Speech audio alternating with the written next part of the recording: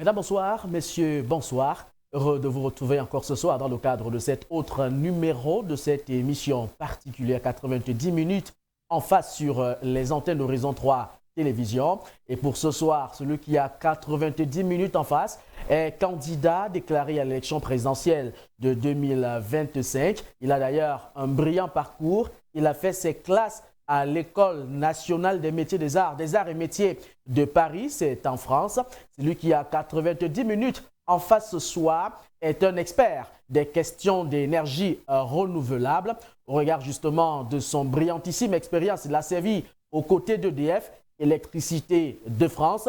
Celui qui a 90 minutes en face ce soir est non seulement camerounais, mais aussi rejoint son pays en 2015 et a donc accepté de mettre sur pied et sur place son parti politique, le Parti écologique du Cameroun. C'était en 2023. Celui qui a 90 minutes en face est celui qui pense qu'il faut tout de suite migrer vers un autre style et type d'énergie afin de participer, n'est-ce pas, à la constance du développement de notre pays. Celui qui a 90 minutes en face, vous l'aurez sans doute constaté, est notre président du Parti écologique du Cameroun, candidat déclaré à l'élection présidentielle de 2025.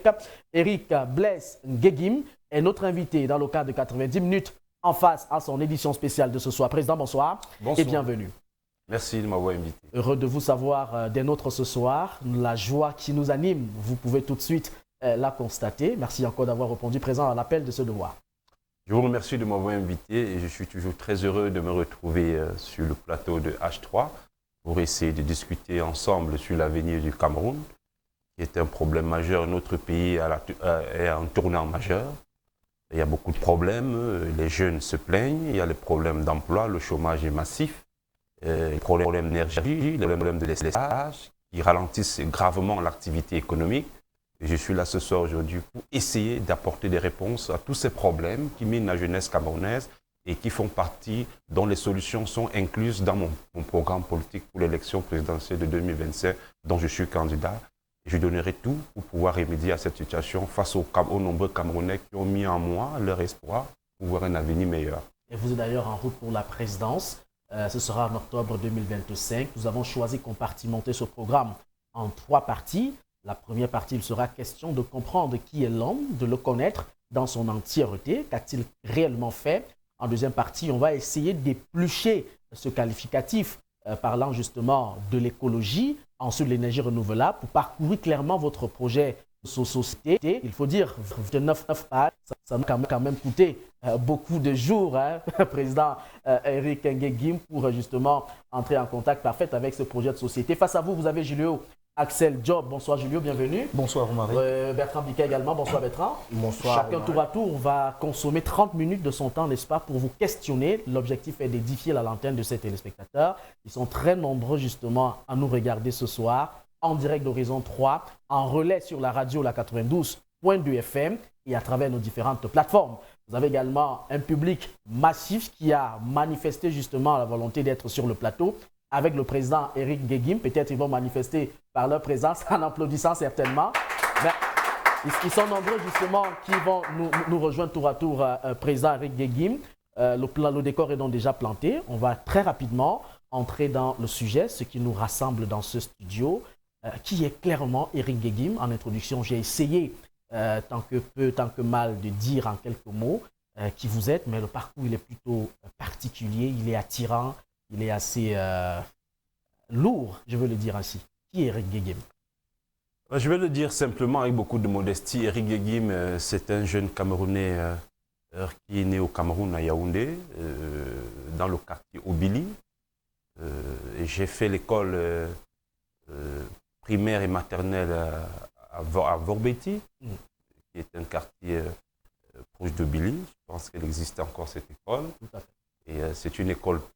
C'est l'école publique, c'est une école publique. Moi, je suis très attaché au service public. Ensuite, j'ai continué mon parcours à l'école départementale, hein, l'école primaire départementale du côté de Mélène, où ma mère menait une activité commerciale. Et je suis allé là-bas. J'ai eu ensuite, avec le déménagement des parents, je me suis retrouvé à Biémassi, à l'école publique de Biémassi Cité-Sic. Ça s'appelait, tout près de l'hôpital.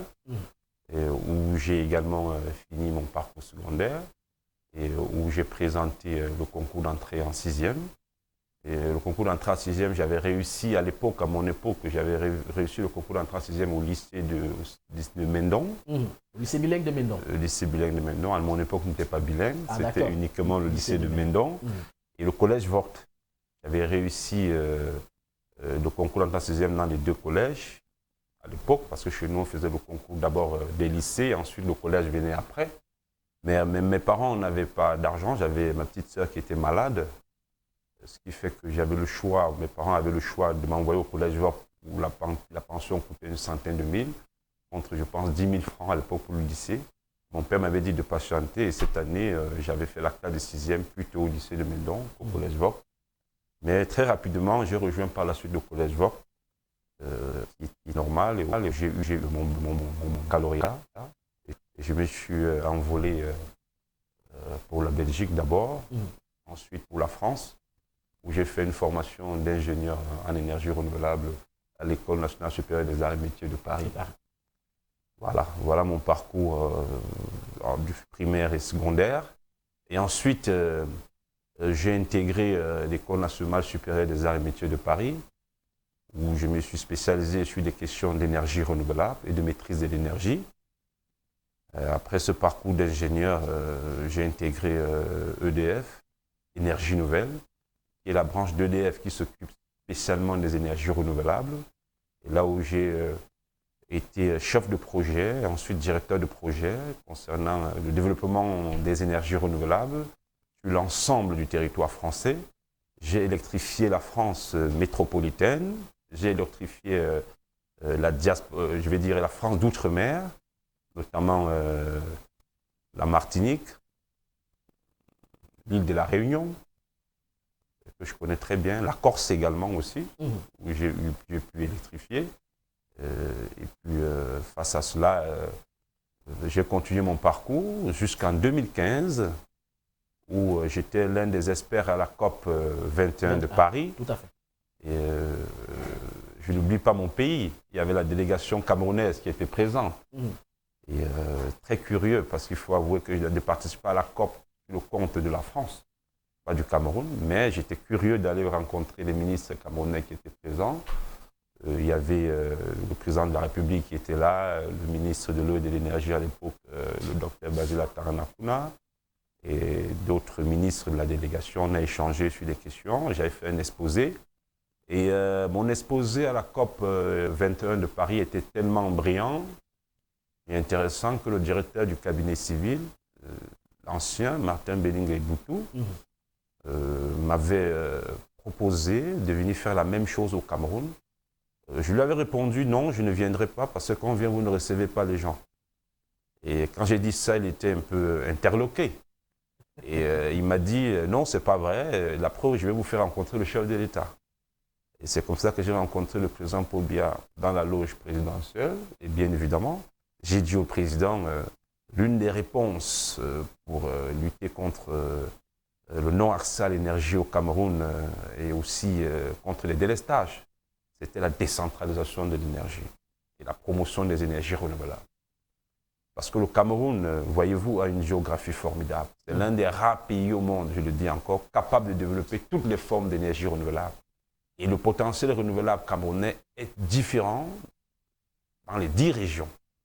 Alors on ne peut pas penser uniquement développer le soleil dans une région pour aller électrifier l'autre. Non, il faut développer le potentiel renouvelable qui est dans une région, le valoriser et électrifier la région avec son potentiel. Je prends un exemple très simple. Nous avons le nord du Cameroun. Oui, peut-être, Président, on reviendra justement sur l'ensemble de ces éléments tout à l'heure, lorsqu'on va éplucher votre projet de société, je l'ai dit à l'entame de cette émission, mais peut-être nous permettre de comprendre ce qui vous a tout de suite séduit dans l'écosystème politique.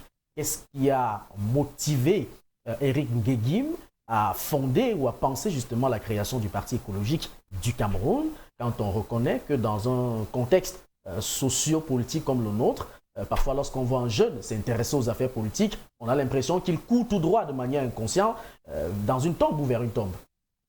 Oui, c'est une très bonne question. Merci d'ailleurs de me poser cette question. Je vais vous répondre avec beaucoup de franchise. En 2015, le président de la République, je n'avais pas, je pensais pas à la politique, hein. Oui. Je lui avais dit, monsieur le président de la République, il serait important de créer le syndicat patronal, j'insiste sur le mot patronal, des énergies renouvelables Cameroun. Il serait un organisme qui mettrait les entreprises et le gouvernement en synergie, en relation. Parce que le gouvernement a des lois. Les entreprises, c'est eux qui créent de la richesse, c'est eux qui embauchent. Il est important que les directives prises par le gouvernement puissent être implémentées par les entreprises. Alors le syndicat patronal était là pour jouer ce rôle. Quand je suis revenu au Cameroun en 2015, et bien évidemment ce syndicat il a été mis sur pied.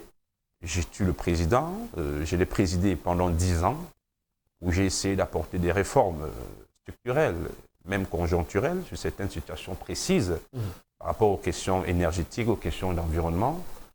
Mais je suis sorti avec un sentiment de frustration, parce que je me suis rendu beaucoup compte qu'en matière d'énergie, est d'abord une question politique. Elle est politique parce que si un pays n'a pas des lois et des règlements clairs en matière énergétique, elle ne peut pas effectuer une transition énergétique, elle ne peut pas réformer. Donc j'ai essayé beaucoup de choses au niveau du syndicat, j'ai travaillé avec les premiers ministres, mais j'étais impossible de réformer. Pourquoi? Parce que pour réformer une vraie politique énergétique, il faut passer par l'Assemblée nationale. Ça, c'est la clé. Pourquoi? Parce que imaginez-vous, je prends un cas simple, la question du tarif de rachat d'électricité. Si le chef de l'État aujourd'hui décide par un décret présidentiel en disant 1 kilowatt ou 1 mégawatt produit à partir de l'énergie solaire au Cameroun coûte peut-être 1000 francs, ça ne garantit pas les investisseurs. Parce que c'est dit, si le chef de l'État n'est plus là, qu'est-ce que nous garantit que ce tarif restera? Si un ministre prend un décret ministériel en disant 1 mégawatt ou 1 mégawatt produit à partir du solaire ou à partir du biogaz au Cameroun coûte peut-être, je ne sais pas, 1 million, quelque chose comme ça, ça ne garantit pas les investisseurs non plus. Ils disent, si le ministre, on l'enlève demain, qu'est-ce que moi je fais? Qu'est-ce qui me rassure ça? Je ne peux pas venir investir mon argent dans un pays où je ne suis pas rassuré que ce tarif-là, c'est pour le long terme. C'est pour ça que l'Assemblée nationale est très importante. Dans tous les pays qui ont réussi la transition énergétique, on parle de tarif de rachat obligatoire. C'est un élément parmi tant d'autres certainement qui justifie votre valeur profonde à la chose politique? Tout à fait. Et le tarif de rachat obligatoire, permettez-moi de vous le dire, il se fait qu'à l'Assemblée nationale. C'est une proposition de loi que je porterai, ou un projet de loi, je suis député, que je porterai au niveau de l'Assemblée nationale pour essayer que ce soit voté, inscrit. Et là, on sait très bien que là, le tarif est beaucoup plus durable parce qu'il est légiféré. On est sur le long terme, et là, le tarif de rachat d'électricité est légiféré, ça rassure les investisseurs. C'est ce que nous avons fait en France, exactement. Je n'invente rien. Et aujourd'hui, la France a multiplié au moins par 100 sa puissance voltaïque, alors qu'en 2007, je vous dis encore, la France était à moins de 100 MW d'installation solaire photovoltaïque. D'accord, certainement avec Bertrand Bicard, vous allez entrer en profondeur dans le cadre de ces autres éléments. Mais Président Éric Guéguim, le pourquoi justement du choix de cette orientation, c'est-à-dire dans le contexte écologique et des énergies renouvelables, pourquoi pas autre secteur, quand on sait effectivement que tout semble être un véritable rangé dans un écosystème, les problèmes systémiques envahissent l'ensemble des Camerounais, mais pourquoi le choix de cette orientation dans des énergies renouvelables? Moi, j'ai pas. Les énergies renouvelables, je pense que c'est venu à moi tout naturellement. D'abord, je suis né au Cameroun, j'ai vu les problèmes de délestage. Hein.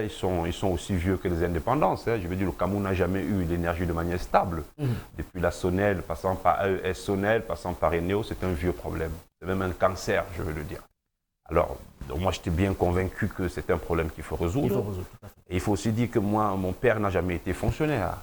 Mon père, c'était un indépendant, c'est quelqu'un qui a travaillé sa propre entreprise au secteur privé.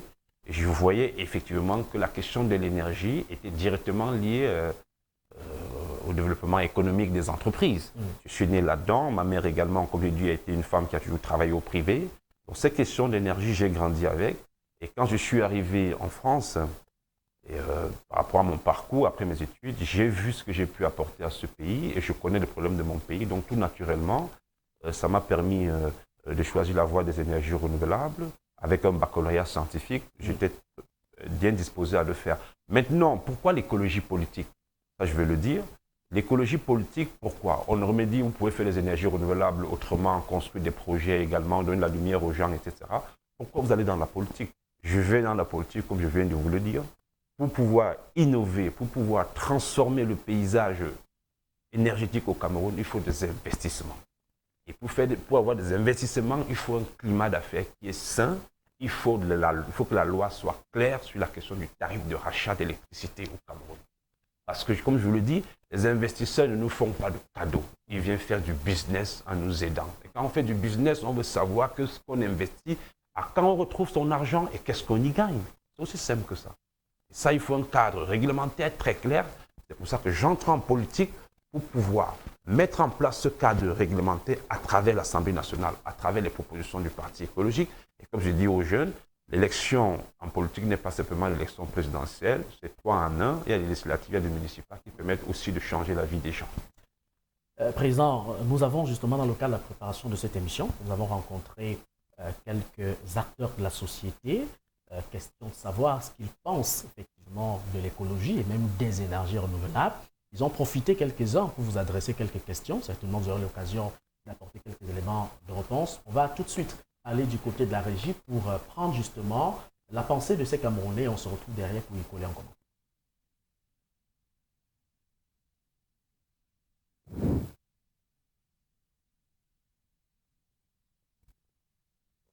Solaire,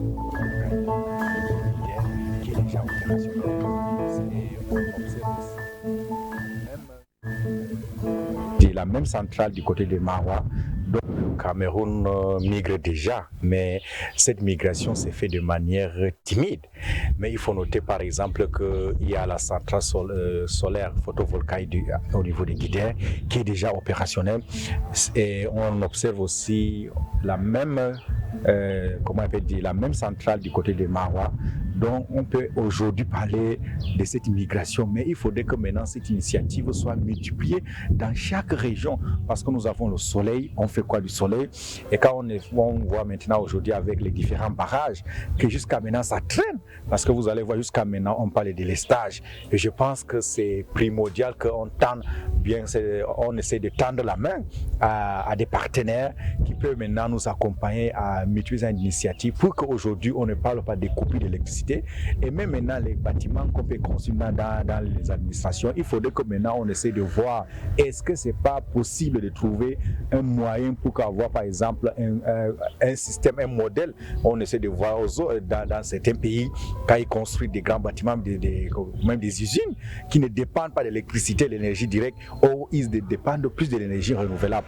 À mon avis, ça sera possible, mais il faudrait que maintenant les décideurs puissent maintenant mettre la main sur la table pour que maintenant d'ici 2030, qu'annonçait le ministre de l'eau et de l'énergie, que maintenant cette énergie soit disponible. Je prends un exemple, par exemple avec l'eau, on doit parler du projet Paipis qui est déjà opérationnel, et aujourd'hui on ressent quand même dans nos ménagères que non, au moins l'eau coule. Il faudrait que maintenant l'énergie soit aussi disponible, parce que tant qu'on n'a pas l'énergie, on ne peut pas quand même parler des industries. Aujourd'hui, si on parle de délestage, c'est un manque à gagner au niveau de l'économie, et même aussi ça impacte aussi la famille. Il est important de comprendre que effectivement, au vu de la situation et des réalités actuelles, une transition écologique s'impose.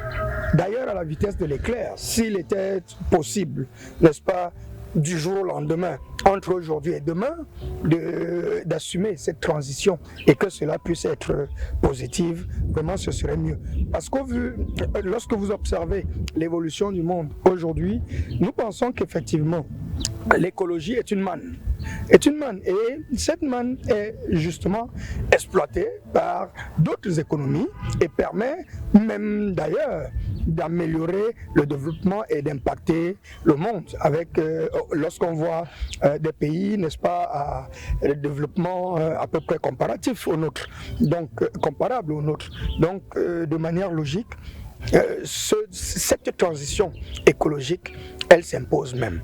Elle est urgente et même est très nécessaire pour l'amélioration du cadre et des conditions de vie de nos citoyens aujourd'hui. Nous ne devons pas continuer à rester en marge de l'évolution de la société. Aujourd'hui, vous avez l'éclairage, vous avez le développement, n'est-ce pas, des fossiles, de l'énergie fossilienne, et ainsi de suite. Forcément, chaque élément de la nature devrait être pour nous source d'énergie aujourd'hui. Si chaque élément de la nature peut être source d'énergie, cela voudrait dire que chaque élément de la nature également est désormais une pièce maîtresse. Si nous avions des dirigeants vraiment sérieux, au-delà même de cette énergie renouvelable, je vais vous parler même de l'énergie éolienne qui véritablement peut même servir, peut être certainement, je voulais dire, un contrepoids certainement à ce que vous êtes en train de dire. Mais vous dites des choses vous me posez une question très pertinente. Regardez, dans nos ménages même déjà, au lieu d'aller penser à l'énergie hydraulique, nous pouvons à partir des déchets, regardez la souffrance des Camerounais pour avoir de l'énergie. Au lieu de prendre ces ordures qu'on va déposer en Colfoulou tous les jours, nous pouvons faire des recyclages. Les ménages peuvent bénéficier en biogaz. Même à partir de nos latrines, ça c'est ce que les gens ne savent pas. À partir de nos latrines, on peut faire le mélange des ordures ménagères avec la matière fécale et on a de l'énergie et on n'a qu'à passer quelques tuyaux et du coup la maison est alimentée en gaz naturel, le biogaz. Donc véritablement, si nous pouvons aller dans cette logique, je pense que ça peut nous être véritablement bénéfique à plusieurs égards. On n'aura plus à penser au butane, qu'on appelle prosaïquement le gaz domestique. Énergie renouvelable permettra à tous les ménages, chacun, je dis bien à tous les ménages, d'avoir son gaz. Ça va nous faire des économies, ça va faire des débouchés, parce que des personnes qui travailleront pour cette cause-là pourront gagner de l'argent. Non seulement on ne va plus dépenser de l'argent pour aller acheter du gaz naturel, le butane, je voulais dire. Chacun sera son propre producteur de gaz. Et ça va nous faire beaucoup d'argent. L'État n'aura plus à dépenser pour des subventions à droite et à gauche. On n'aura plus à subir les pénuries de gaz. Donc, énergie renouvelable, je vous dis la main sur le cœur. Si nous avions des dirigeants sérieux. Pourquoi je le dis? Regardez le soleil par exemple. Un jour j'ai fait une investigation pour comprendre comment les Camerounais ne peuvent pas s'approprier des panneaux solaires. Il y a un blocage. Je pense que l'excès ne nuit pas. L'excès ne nuit pas. Si c'est que on pense qu'il y a matière à quantité vers l'énergie, véritablement l'énergie renouvelable, et qu'il y a vraiment le besoin. Parce qu'en fait, ce qui doit créer la demande, c'est le besoin. S'il n'y a pas besoin, je ne vois pas pourquoi on devrait quantité. Le constat que moi j'ai fait, c'est qu'on en a besoin. On en a besoin parce qu'aujourd'hui, si on parle de secteur d'énergie électrique, on se rend véritablement compte que les structures en place n'arrivent pas à couvrir de manière proportionnelle ce qu'ils devraient faire, donc les ménages. Et donc, rien que le solaire, par exemple, comme énergie renouvelable, si on pouvait ajouter à l'énergie électrique produite actuellement, l'énergie solaire, parce que le soleil il est gratuit, le soleil on en a à profusion, il faut juste mettre un peu de moyens pour avoir des panneaux photovoltaïques et créer des mini-centrales qui peuvent alimenter les ménages. Donc moi je pense que le solaire, surtout au niveau du septentrion, parce que au niveau de la distribution d'énergie électrique, selon moi je pense qu'il va falloir aménager sur le plan géographique. C'est-à-dire que là où il y a le soleil, la profusion, comme on utilise le solaire. Là où il y a de l'eau, qu'on utilise l'eau. Là où il y a du vent, comme à l'ouest Cameroun et les montagnes, qu'on utilise les éoliennes. Pour qu'on puisse adapter la production électrique camerounaise au climat et au relief camerounais. Maintenant, au niveau des ménages, on se rend compte que au niveau des ménages, le gaz domestique n'est pas la panacée de tout le monde jusqu'à présent. Et qu'avec les nouvelles lois sur la déforestation et sur le changement climatique, on commence de plus en plus à intégrer, je veux dire quoi, mais il faudra quand même qu'on puisse maîtriser. Voilà, je lui demanderai, est-ce que dans son programme de société, il a prévu de manière échelonnée une périodicité pour cette transition écologique. Alors, la deuxième question serait, est-ce que la transition écologique est un des fondements de son projet de société? Qu'ils nous le disent, ainsi ça va nous permettre également de voir maintenant quelle est également sa vision sur le plan général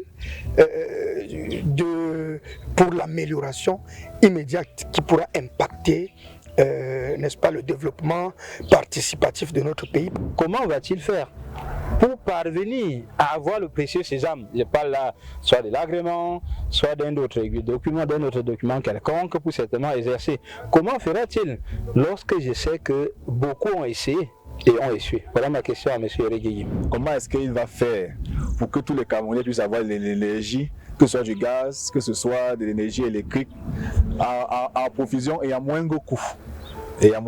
Parce que c'est le coût qui est le plus important. Parce qu'on peut produire tout et n'importe quoi, mais il faut produire selon le contexte et selon le pouvoir d'achat.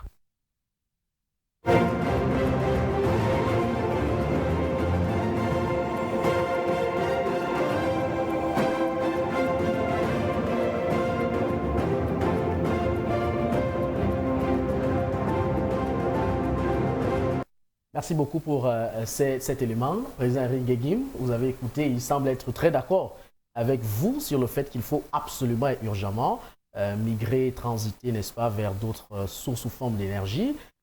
Mais les questions qui vous sont adressées, comment est-ce que vous allez parvenir à équilibrer la balance, la production, la demande et le coût également? Il faut s'en tenir à la dernière question. Oui, d'ailleurs, je remercie tous ceux que vous avez pu interviewer sur la question de la transition énergétique.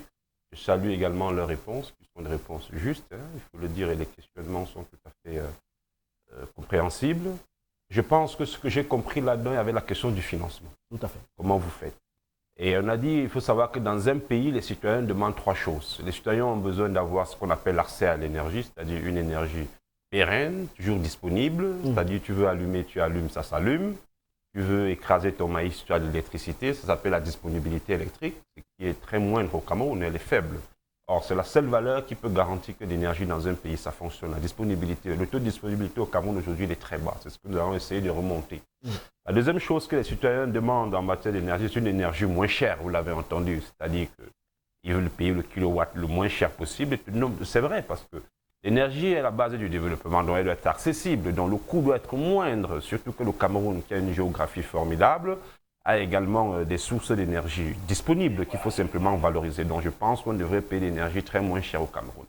La troisième chose qu'on n'a pas dit dans votre reportage, qui est aussi importante, c'est d'avoir ce qu'on appelle une énergie propre.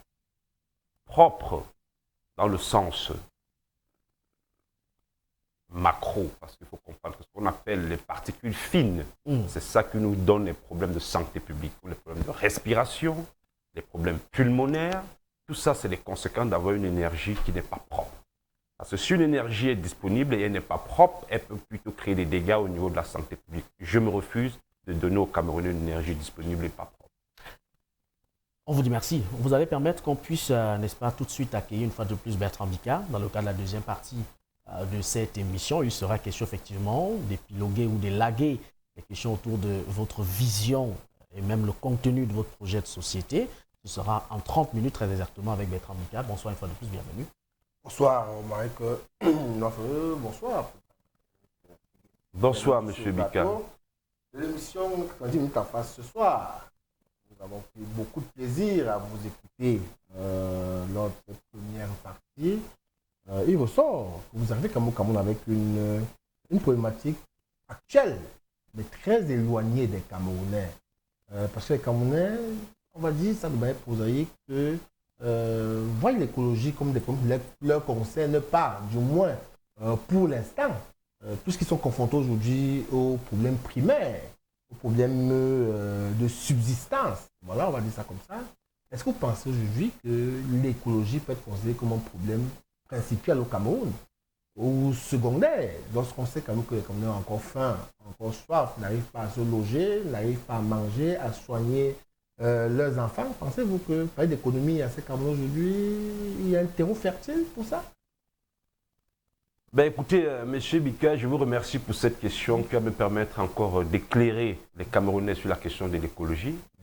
L'écologie, c'est reprendre toutes les autres formes de politique, mais de les incarner autrement.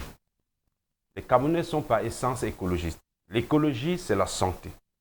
L'écologie, c'est l'éducation. L'écologie, c'est l'environnement. L'écologie, c'est l'égalité. L'écologie, c'est la sociologie. Donc l'écologie, c'est reprendre toutes les autres formes de politique, c'est même l'économie, mais de les incarner autrement. Et comment on fait pour incarner autrement? C'est en mettant l'homme, le Camerounais, le citoyen camerounais, au centre de la décision. On ne peut pas prendre une décision concernant n'importe quel domaine dans notre pays, lorsqu'on est écologiste, sans toutefois se rassurer si la conséquence de cette décision, elle est positive pour nos concitoyens. C'est ça la différence entre l'écologie et les autres. L'écologie, je parlerai d'économie. L'écologie, je parlerai d'éducation. L'écologie, je parlerai de la santé. Je parlerai de tous les problèmes de la scolarité des jeunes, de la protection des droits de la femme, de tout, de l'égalité. Je parlerai de la dette du Cameroun. Je parlerai de la productivité du Cameroun. Je parlerai de l'industrialisation de notre pays. Mais quel genre d'industrie? Une industrie propre. Une industrie où il y a de l'égalité. Une industrie où on peut valoriser nos matières premières, une industrie où on peut dynamiser notre économie. C'est ça l'écologie. C'est de faire la politique avec beaucoup plus de justice parce qu'il faut savoir que l'homme, le citoyen, est au cœur de la décision. On ne peut pas en politique se permettre de prendre une décision qui sanctionne nos concitoyens. C'est ce que nous voyons aujourd'hui. Je prends le cas des taxes. Trouvez-vous normal que pour trouver des recettes, que l'État augmente le prix du timbre fiscal? C'est un prélèvement obligatoire sur tous les Camerounais. Moi, je me refuse. Je pense que les Camerounais n'ont pas tous aujourd'hui le même niveau de vie et augmenter le timbre fiscal, c'est un prélèvement obligatoire, même sur ceux qui ne produisent pas, qui cherchent de quoi manger. Je suis contre. Il faut taxer les entreprises qui font du bénéfice pour pouvoir renflouer les caisses de l'État parce que l'État a besoin des recettes pour faire des routes, pour faire des infrastructures. Mais on ne peut pas faire un prélèvement obligatoire sur tous les Camerounais, même ceux qui ne sont pas productifs. Ouais, on comprend donc que l'écologie... On comprend donc que l'écologie est une science inclusive qui met l'homme au centre tout à fait. de ses préoccupations. Exactement. Voilà, on va dire ça comme ça. Vous nous parler ou présenter votre vision de l'écologie au Cameroun et comment vous allez faire pour l'implémenter lorsque vous serez président là. Merci encore pour cette question une fois de plus. Si je deviens président de la République, implémenter ma politique sera très simple. Avant de prendre n'importe quelle décision, je me poserai une seule question. Est-ce que cette décision, elle est juste pour nos concitoyens? Si elle est juste, je la prends. Si elle n'est pas juste, je ne la prends pas. Parce qu'on ne peut pas sortir un décret ou prendre une décision politique, que ce soit un arrêté, alors que le peuple est le véritable thermomètre pour dire si la politique pour un pays, elle est bonne ou mauvaise. Donc je serai sensible, c'est pour ça que l'homme serait au centre de mes décisions. Si mes concitoyens disent que le timbre fiscal aujourd'hui, qui est à 1500, alors qu'il y a quelques années, il était à 500 francs, coûte cher, il faut comprendre que ça coûte cher, il faut revenir au tarif de 500 francs, parce que c'est ça que le peuple demande, c'est ça que le peuple en a besoin. On fait la politique pour servir un peuple, on ne peut pas faire la politique et être audible à la réponse que le peuple nous envoie. C'est pour ça que dans l'écologie que je vais mener, si je deviens le prochain président de la République, je mettrai toujours le citoyen au centre de ma décision. C'est-à-dire que si au lendemain d'un décret, les citoyens ne sont pas contents, je vais l'abroger. Et à chaque fois, le référendum est devenu quelque chose de très très difficile en politique. Alors que le référendum est quelque chose de très important, c'est de tout le temps remettre la parole au souverain. Parce que la souveraineté de la gestion d'une nation revient au peuple. Et lorsqu'on veut prendre une décision, s'il y a un avis partagé, il faut soumettre cette décision à un référendum. Donc moi, je serai le président du référendum parce que sur des questions sociales comme la santé, combien de Camerounais se plaignent d'aller à l'hôpital, ils sont mal soignés. Alors, moi, je pense qu'aujourd'hui, il faut financer la santé. Il faut affecter plus de fonds à la santé pour que les gens puissent être malades, avoir envie d'aller à l'hôpital, se soigner. Les gens aujourd'hui meurent à la maison parce qu'ils ont peur de l'hôpital. Trouvez-vous normal que les gens sont malades, ils meurent alors qu'ils sont à 2 pas d'un hôpital, parce qu'arrivé là-bas, on dit qu'il faut l'argent de ceci, il faut l'argent de ça. Comment vous demandez l'argent à un malade alors qu'il est déjà souffrant? Moi, je me refuse de ça. Si je deviens le prochain président de la République, tous les Camerounais qui arrivent à l'hôpital devront être soignés et on verra le reste après. Parce que quand quelqu'un est malade, il est diminué. Parfois, certains se font même voler parce qu'ils sont malades. Quand vous lui demandez l'argent, c'est pour qu'il le prenne où alors qu'il est dans un état souffrant. Je pense qu'il faut d'abord prendre soin du malade et on verra le reste après. Voilà, voilà. L'écologie, forcément, ne s'applique pas ex nihilo, elle s'applique dans une société, dans un environnement bien précis. Vous connaissez mieux que tout le monde l'environnement du Cameroun. Forcément, vous serez confronté à certains défis environnementaux au Cameroun pour implémenter votre politique écologique, qu'on salue d'ailleurs. Quels sont selon vous les principaux défis auxquels vous allez faire face en comprenant la réalité Cameroun et comment comptez-vous régler ça pour que votre politique soit efficace, efficiente et opérante dans cet environnement un tout petit peu compliqué qu'est celui du Cameroun? Je vais peut-être vous surprendre dans ma réponse. Implanter l'écologie au Cameroun n'est pas du tout compliqué parce que le Cameroun n'est par essence un pays écologiste. Par essence.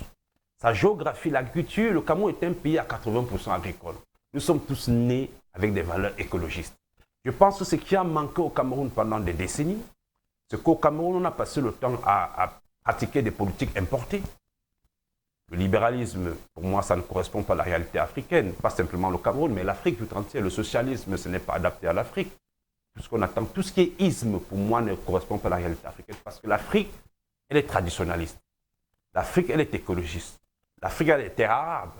L'Afrique vit de la chasse et de la cueillette. Vous voyez, tout ça, ce sont des valeurs fondamentales dont l'Afrique détient. Ça veut dire que, par définition, la meilleure politique qui sert à l'Afrique, au Cameroun en particulier, c'est la politique écologiste.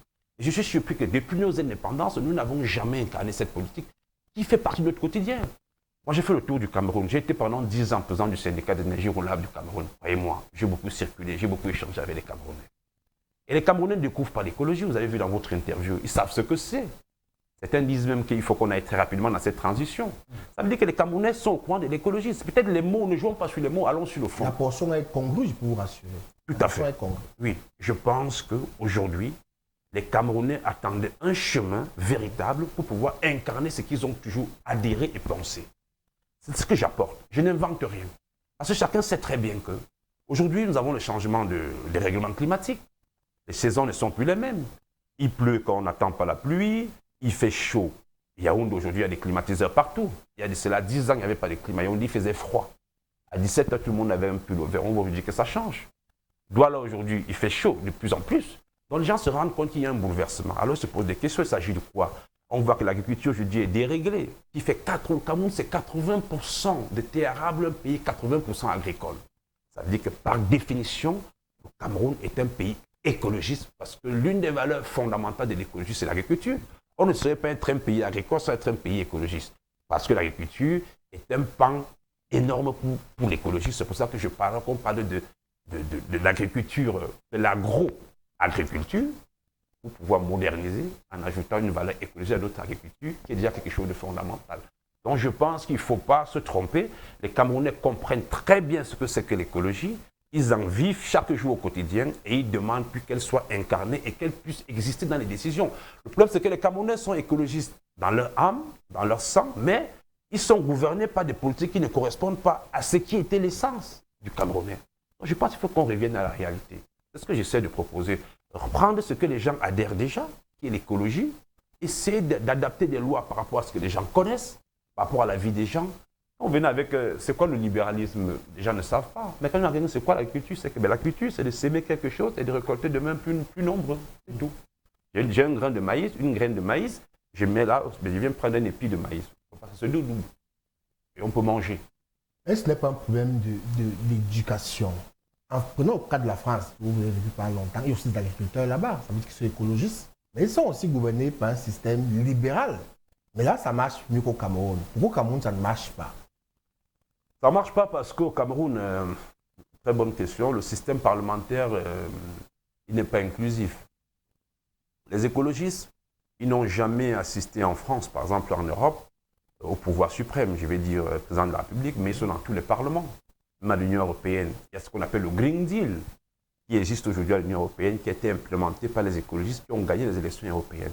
Donc je pense qu'aujourd'hui, c'est pour ça que j'ai dit aux jeunes, mobilisez-vous, parce qu'on peut changer les choses au niveau législatif, au niveau de l'Assemblée nationale, au niveau des mairies, on peut aussi implémenter quelque chose et changer la vie locale. C'est ce qui fonctionne en France, par exemple. Le problème, c'est que là-bas, la démocratie parlementaire fonctionne très bien. Les écologistes sont au niveau du Parlement, au niveau du Sénat. Et là-bas, ils aiment plus une certaine dynamique. C'est pour ça que vous voyez que les lois passent. Ce que nous essayons de faire ici, au Cameroun, pendant longtemps, on n'a pas eu un véritable parti écologique qui a existé pour pouvoir rendre cette démocratie plurielle, pouvoir incarner cette vision dont les Camerounais, comme je le dis, par définition, sont par nature écologistes.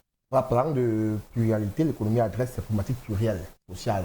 Vous avez de santé, de quoi santé, on va dire sport, éducation, et notamment économique aussi. Lorsqu'on parle d'économie, en écologie, on pense à l'économie verte. Comment pensez-vous développer l'économie verte au Cameroun? Est-ce que déjà il fait partie de votre priorité? Comment pensez-vous le développer de deux? Et quels sont les projets, quels sont les secteurs prioritaires d'après vous si vous vous engagez dans ce chantier-là? Oui, merci encore pour cette question. Vous avez des questions très intéressantes. Voyez-vous, si je deviens le prochain président de la République, je vais mettre sur pied ce qu'on appelle l'économie circulaire. L'économie circulaire, c'est quoi? C'est que ce qu'on appelle déchet est plutôt considéré comme une matière première. Ça veut dire qu'un déchet, on le permet qu'on le recycle pour faire autre chose. Ça crée des emplois, ça crée de la richesse et ça assainit notre environnement. Ça s'appelle la valorisation. Donc, je mettrai sur pied une économie circulaire. On le voit aujourd'hui déjà, hein, les sacs plastiques, on peut fabriquer des pavés. Ça, c'est de l'écologie circulaire. On le voit aujourd'hui que les bidons, on peut les recycler et faire autre chose. Et moi, je reviendrai à l'ancien système. Les brasseries, pendant longtemps, avaient les bières et les jus dans des bouteilles. On pouvait laver les bouteilles, les distiller, les stériliser et on remettait la bière là à l'intérieur. C'est ce qu'il faut. Parce que les bouteilles plastiques qu'on a aujourd'hui, ça nous crée un problème de pollution majeur qui devient très difficile à gérer dans la société. Dans l'économie circulaire, c'est chaque fois utiliser soit des boîtes, des bidons réutilisables ou qu'on peut transformer pour faire autre chose. Ça permet de ne pas stocker les déchets, donc même s'il y a des déchets, ça devient des matières premières. C'est ça l'économie circulaire. Et je pense que tout ce que nous faisons doit être dans la direction de l'économie circulaire. Ensuite, il faut ce qu'on appelle le développement durable. Le développement durable, c'est un mode de développement économique, mais la différence, c'est que, au lieu de penser argent, bénéfice, bénéfice, on se dit, mais attends, gagnons de l'argent, c'est vrai, il faut de l'industrie dans un pays. L'écologie, c'est de l'industrie, mais quel type d'industrie? Une industrie durable, où on pourra limiter la pollution de l'air, on pourra mettre des systèmes pour éviter les particules fines qui créent des cancers, des problèmes de poumons, parce qu'on ne se soucie pas du citoyen, on ne dit pas que non, filtrons, mettons des appareils qui produisent peut-être moins de 5% de CO2, parce qu'au-dessus de 5%, ça crée telle maladie. Parce que quand on fait ça, on peut améliorer l'industrie pour que le citoyen ne puisse pas être affecté. C'est ça l'économie, c'est ça le développement durable. C'est-à-dire penser à la santé des autres. Penser aux conséquences que les autres peuvent être subies. On ne regarde pas simplement que non, je produis tel nombre de tonnes de ceci, je vais vendre à tel prix. Non, c'est de mettre l'homme, le citoyen au cœur. Parce que si vous avez une économie où vous gagnez beaucoup d'argent, une économie de marché, alors que cette économie de marché est au détriment de la santé des citoyens, ça coûte très cher à l'État. Parce qu'après, il faut se soigner, il faut acheter des médicaments. Je refuse ce genre d'économie au Cameroun. Je veux une économie, créer des emplois, mais toujours se soucier de la santé des gens, tout en ayant des industries propres, la durée de vie des machines. Si les machines ont atteint leur limite, il faut les changer. Il ne faut pas laisser que les machines, vieilles machines, continuent à polluer. C'est de ça qu'il s'agit. C'est-à-dire que l'État doit mettre des règles et des normes. C'est ce que nous allons faire avec l'écologie. Pour qu'on ne soit pas dans un monde purement capitaliste, qu'on soit dans un monde de développement durable, d'économie circulaire, où l'homme est au centre des décisions, la vie de l'homme, parce qu'on travaille là pour l'homme. Si l'homme n'a pas une santé stable, vous produisez pour qui? Je me refuse de ce genre de trucs. Je veux un développement durable et une économie saine. L'homme au centre des décisions, vous dites, l'homme qui doit participer effectivement au projet que vous voulez porter, qui est bien pour eux ou pour lui, je vais dire ça comme ça. On sait quand même qu'au Cameroun, si on convoque les paradigmes actuels, les Camerounais sont là réfractaires aux politiques publiques. Ils s'engagent rarement ou difficilement maintenant aux actions citoyennes. Parce qu'ils ont l'impression que c'est toujours à leur dépens. Ils laissent donc les politiques bottom-up agir sur elles et à leur guise. Comment vous allez pouvoir vous fédérer les Camerounais autour de la cause écologique pour qu'ils puissent prendre des décisions sur les projets environnementaux et pour qu'ils participent de manière citoyenne véritablement? à la mise en place de votre projet, du projet que vous portez pour leur bien-être. Quand on sait que les Camerounais aujourd'hui ne sont plus preneurs, ils ont l'impression que tout ce qu'on fait pour eux, on le fait contre eux. Comment vous êtes venu changer ce paradigme, s'installer de façon quasiment endémique dans la mémoire des Camerounais? Oui, mais je comprends votre question. Les Camerounais ne croient plus en la politique. Et c'est ça qui est terrible. Mais je vais leur assurer quelque chose. Les Camerounais ont besoin aujourd'hui pas de paroles en l'air. Ils ont besoin d'un président de la République qui agit, qui fait ce qu'il dit. C'est ce que je m'engage de faire ce que je dis. Je dis aux Camerounais, par exemple, je vais faire poser des actes concrets. Si je deviens le prochain président de la République, il n'y aura plus de frais de consultation qu'on arrive dans un hôpital. Si on arrive dans un hôpital, on va être soigné. Pourquoi? Parce que je vais affecter les recettes de l'État vers le ministère de la Santé pour qu'il y ait un budget de la santé pour que les Camerounais puissent se soigner. C'est un problème d'affectation budgétaire. L'argent est là. Mais il faut que l'argent aille là où tout le monde peut en bénéficier. Je vais réduire les frais de mission. Aujourd'hui, un ministre qui est à Yaoundé, quand il va à Douala, il est en mission, le savez-vous. Et dans le même pays, il quitte son poste le matin, il va à Douala à une réunion, il est en mission. Alors que le bureau est vide à Yaoundé. Alors, comment on explique ça? Il est dans le même pays. Quand il est à Douala, il n'est pas à Yaoundé. Donc son salaire aussi, le salaire de Douala. Vous n'allez pas me dire que quand il est à Yaoundé, ce n'est qu'un salaire de Yaoundé. Quand il va à Bafoussam, il est en mission. Ça veut dire que le salaire est seulement limité à Yaoundé. Je me refuse de cela. Ce sont ces économies que nous allons faire pour financer la santé. Je le réitère, parce que voyez-vous, l'État perd des milliards liés à l'absentéisme. Quand les gens sont malades, ils ne vont pas au bureau. Donc ça veut dire, garantir la santé aux Camerounais, c'est d'augmenter les recettes de l'État. Parce que les fonctionnaires seront plus disponibles, ils font plus. Je connais des gens qui sont malades contre leur volonté, et qui sont obligés d'aller au travail 2 à 3 fois par semaine, parce qu'ils ont en même temps des soins à l'hôpital. Donc, il faut financer la santé pour aussi augmenter les recettes de l'État, faire des économies. Parce que les gens ne seront plus absents. Je vais juste affecter aujourd'hui le budget de la République sur des pôles où les gens peuvent bénéficier de manière nombreuse. Je vais réduire les frais d'émission, je vais réduire les bons de carburant. Moi, je vois aujourd'hui, quand vous allez chez un ministre, quand il vous dit au revoir, vous donne des bons de carburant. Est-ce que ça appartient? Je connais des directeurs. Tu vas chez lui, prends le taxi, c'est un bon de carburant. On parle de l'argent public là, monsieur. De l'argent public. Ça appartient à tous les Camerounais. Ce n'est pas normal. Je vais couper tous ces pôles de dépenses pour financer l'enjeu commun, qui est la santé, qui est l'éducation. Voilà mes 2 pôles. Je vais investir dans l'éducation, je vais investir dans la santé en supprimant. Pourquoi? Parce que sans l'éducation, voulez-vous avoir quel genre de nation? Je me refuse. Je ne veux pas les projets individualistes, les frais d'émission ici à gauche, ou à ses copains, on donne les cadeaux, les petits cadeaux. Non, il faut financer le collectif. C'est ça mon projet écologiste. Financer la santé, financer l'éducation, parce que ce sont les 2 pôles où tous les Camerounais bénéficieront. Alors, j'aimerais sur notre question, je vais demander, mais monsieur le président, vous prenez l'argent, vous pouvez financer tout ça. Il y en a. L'argent, il y en a. Trompez-vous. Je prends le cas des mines. Le Cameroun détient des mines. À Kribi, moi j'ai fait le tour. À l'est du Cameroun, il y a de l'or, du diamant. J'ai vu l'exploitation minière, qui est pour moi chaotique. Mais n'empêche que les sociétés étrangères, les Chinois sont là-bas pleins, vous exploitez les mines. D'ailleurs, une exploitation qui ne tient d'aucune règle environnementale. Je vous le dis, c'est une catastrophe écologique. L'Est aujourd'hui est dans une catastrophe écologique qui coûtera des milliards et des milliards aux Camerounais, au gouvernement camerounais. De toutes les façons, il y a quelque chose que je vais rappeler ici. Les Camerounais doivent savoir que, quel que soit ce qu'on fait, c'est eux qui payeront. Parce que dans une république, il n'y a qu'une seule poche, il n'y en a pas 2. Si c'est l'État qui paye, il paye avec les taxes. Qui paye les taxes? Le citoyen. Si le citoyen qui paye de sa poche, c'est toujours lui qui paye. Il n'y a qu'une seule poche, les Camerounais doivent le savoir. C'est le Camerounais qui paye. Le trésor public, les impôts, c'est le Camerounais qui paye. L'impôt est une taxe obligatoire. Le pouvoir d'achat, c'est l'argent que vous dépensez de vous-même. Mais l'impôt est une obligation. N'empêche que tout ça, c'est une seule poche, c'est le citoyen qui paye. Donc tout l'argent du Cameroun, ça vous appartient, vous avez un droit de regard. C'est pour ça que je veux que les matières premières du Cameroun, l'or, le diamant, le gaz naturel, le pétrole que nous avons, il faut financer l'enjeu commun qui est l'éducation et la santé pour pouvoir redonner à notre pays des lettres de noblesse. Comment vous faites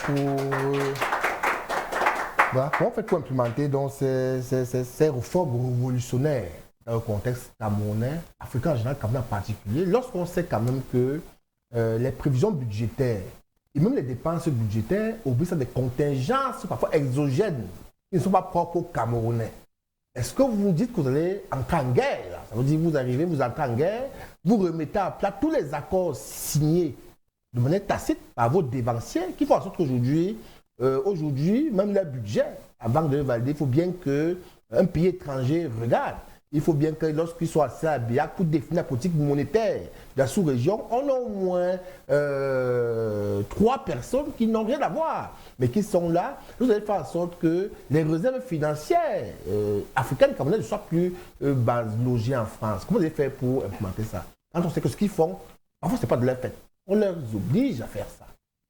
Oui, vous savez, c'est pour ça qu'il faut un changement de paradigme. Je pense que le gouvernement actuel aujourd'hui, il doit passer la main parce qu'il est difficile de négocier une dette à laquelle on a été à l'origine. Là, vous me parlez du problème de la dette. Là. Votre question, en fait, c'est plus ce qu'on appelle la dette. Mais je parle plus du problème de l'asservissement, de l'avilissement des pays africains vis-à-vis de la France, où ils décident quasiment de tous les faire chevaux.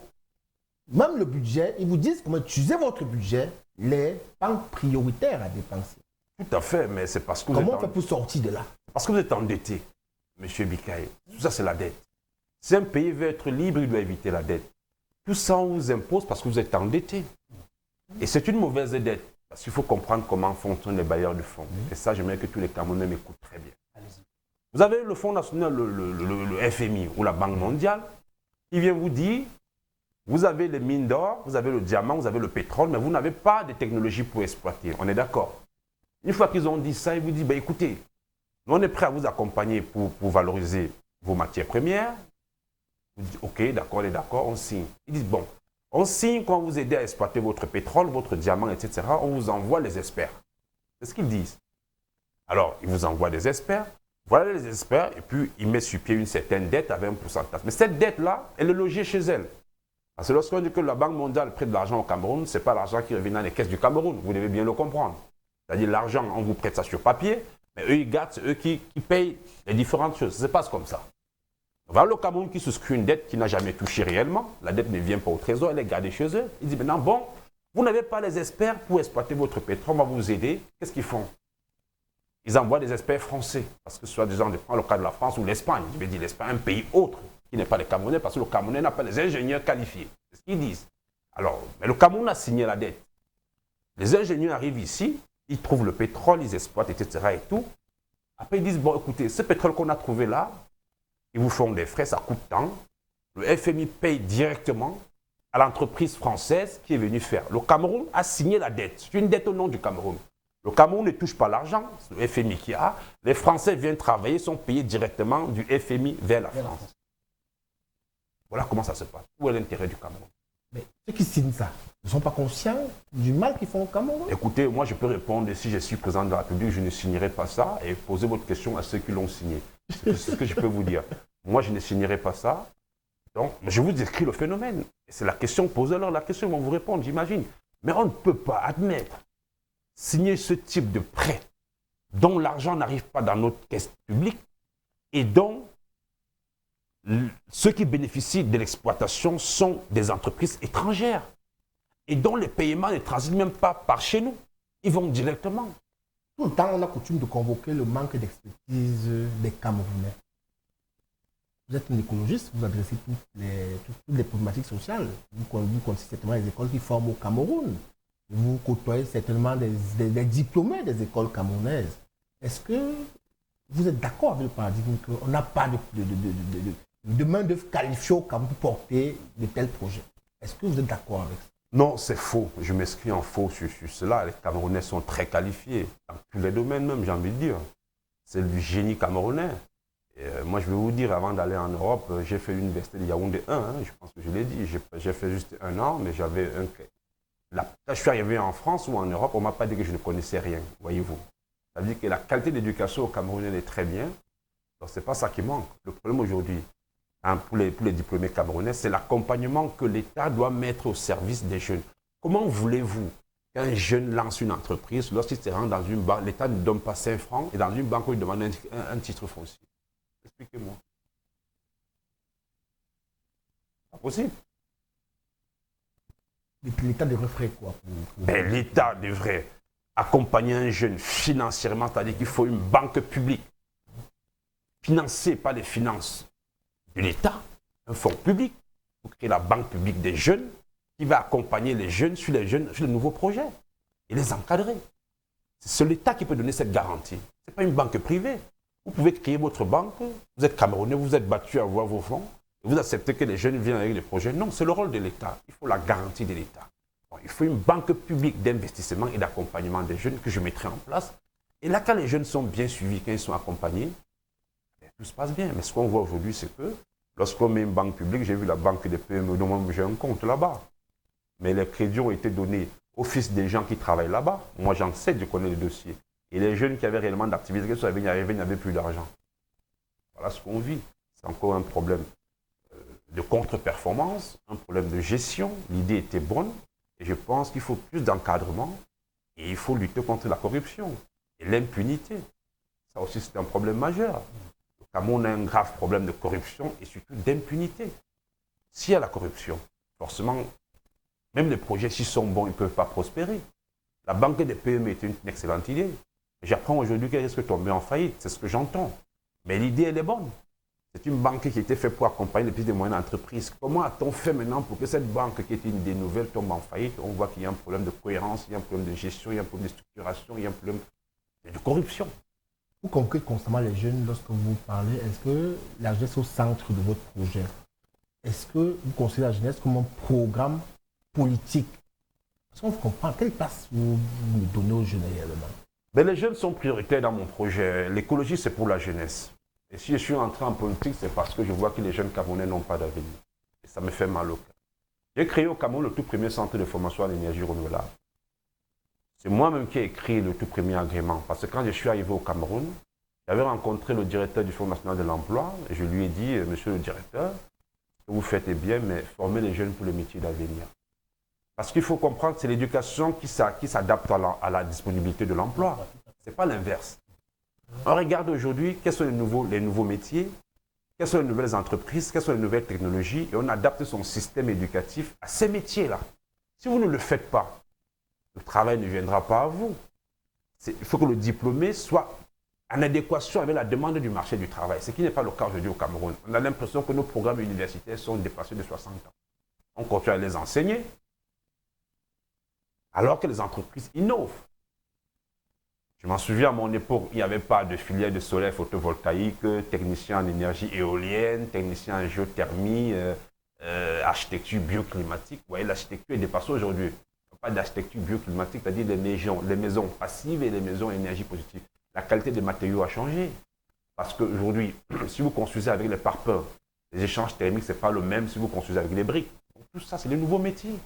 Et il faut qu'on forme dans nos universités. Ça ne s'adapte pas. Voulez-vous que les jeunes travaillent comment? Et avec les réformes que j'apporte dans mon projet écologique, je vais mettre les emplois verts au cœur de la jeunesse. Pour que les jeunes, je vais faire une réforme profonde de l'université, une réforme profonde du secondaire, même une réforme profonde du primaire. Parce qu'aujourd'hui, combien de jeunes du primaire savent qu'avec le soleil, on peut avoir de l'électricité? On devrait le savoir de plus jeune âge. Ça permettait qu'ils grandissent en connaissant que ce potentiel, le Cameroun le dispose. Combien de jeunes Camerounais savent aujourd'hui que le soleil, là où on est là, c'est de l'électricité? Pas beaucoup. Je pense qu'on doit faire une réforme profonde de notre système éducatif si on veut diminuer, éradiquer le chômage des jeunes. Merci, Président. Merci beaucoup, Bertrand Bicard. Merci encore à Président Eric Guéguim pour ces 30 minutes, d'ailleurs très, très édifiantes, il faut le reconnaître. Mais dans un contexte où on parle du multipartisme, vous avez quand même besoin d'être avec les autres ou alors seul. Comment comptez-vous réussir dans l'implémentation d'un projet de société aussi salué par Bertrand Bicard? Comment comptez-vous réussir clairement dans un contexte sociopolitique comme ça? Aller avec les autres, évoluer en rang dispersé. On parle de la coalition dans notre pays. Est-ce que vous êtes d'accord pour une telle initiative ou alors vous pensez que vous pouvez gagner l'élection présidentielle en tant que parti écologique du Cameroun tout simplement? Moi, je pense clairement que nous, on peut gagner l'élection présidentielle en tant que parti écologique. Parce que l'écologie, c'est l'avenir. Et je pense qu'aujourd'hui, la seule nouveauté de cette élection présidentielle, c'est pour une première fois, le Cameroun dispose de son propre parti écologiste qui va à l'élection présidentielle. Et c'est innovant. C'est du jamais vu au Cameroun, dans la vie politique. On dénombre quand même 300 partis politiques. Oui, Chacun est à la quête et à la conquête justement du fauteuil présidentiel. Est-ce que vous avez l'impression que les chances aussi ne peuvent pas être pensées par ceux-là? Vous ne pensez pas que c'est idéal d'aller ensemble, comme cela se voit d'ailleurs dans l'écosystème, où chacun veut une certaine coalition, élection consensuelle? Vous ne partagez pas cet avis? Avez-vous vu un parti qui ressemble au parti écologique dans tous ces 300 partis? Avez-vous vu un parti qui a un programme qui ressemble au nôtre? La réponse est non. Mais vous avez vu que beaucoup de partis ont des programmes similaires. On a l'impression que c'est du copier-coller les uns les autres. Le seul programme qui sort du lot, c'est le programme du parti écologiste. Je pense que dans l'écologie, comme je l'ai dit, il y a tout leur programme à l'intérieur. D'accord. Nous avons pris la peine quand même de prendre en enregistrement quelques-uns de vos dévanciers, notamment le chairman Joshua aussi, le président du Social Democratic Front. On va recueillir leur avis, ce qu'ils pensent effectivement à l'élection consensuelle, la coalition politique dans notre pays. Et puis on revient juste derrière pour que vous puissiez y coller un commentaire. Honoré de prendre la parole devant vous aujourd'hui à l'occasion de ce deuxième congrès ordinaire du Parti camerounais pour la réconciliation nationale.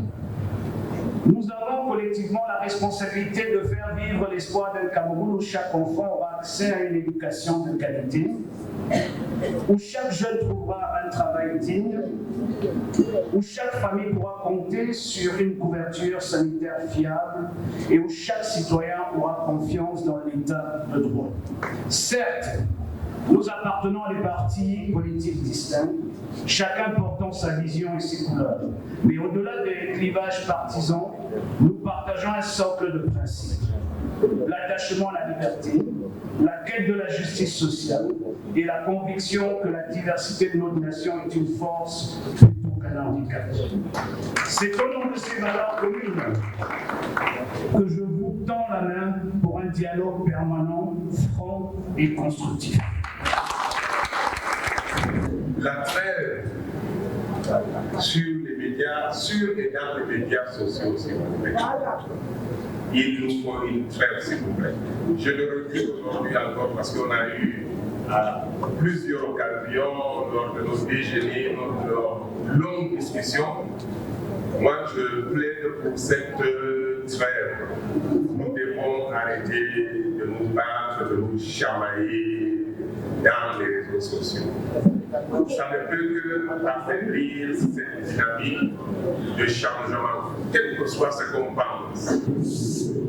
Nous avons en face un adversaire et nous devons nous donner toutes les chances de le renverser pour pouvoir récupérer ce pays parce que le Cameroun n'appartient plus aux Camerounais.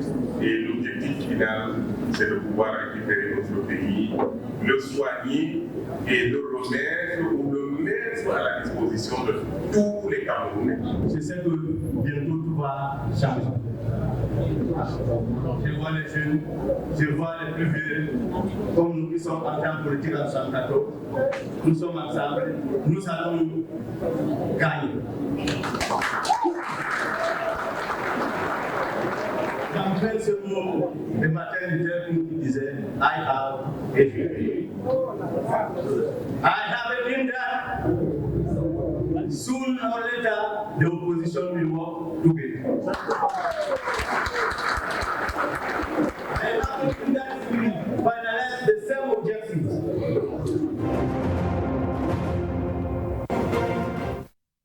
Dream that opposition will work together. Il rêve voir les partis de l'opposition travailler ensemble. Président Ringegim, qu'est-ce que vous pensez de ces déclarations du docteur Pierre-Bal Legenfort? C'est probablement une très bonne idée. Il est clair qu'on a la coalition de l'opposition, elle est souhaitable. Et je l'ai dit dans une de mes interviews que l'opposition camerounaise doit savoir qu'elle a une responsabilité historique par rapport à ce qui pourrait arriver aux Camerounais. Je l'ai dit et je persiste.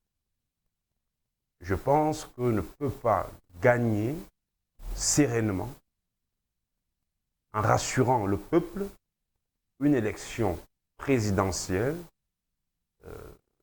sans toutefois montrer une certaine synergie dans l'entente et la considération de l'opposition.